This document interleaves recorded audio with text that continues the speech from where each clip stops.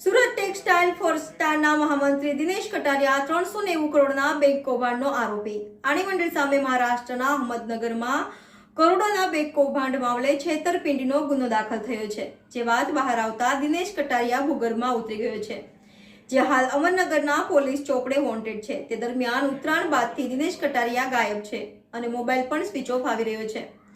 Reporter Pinkal Tailor, NN news, Surat.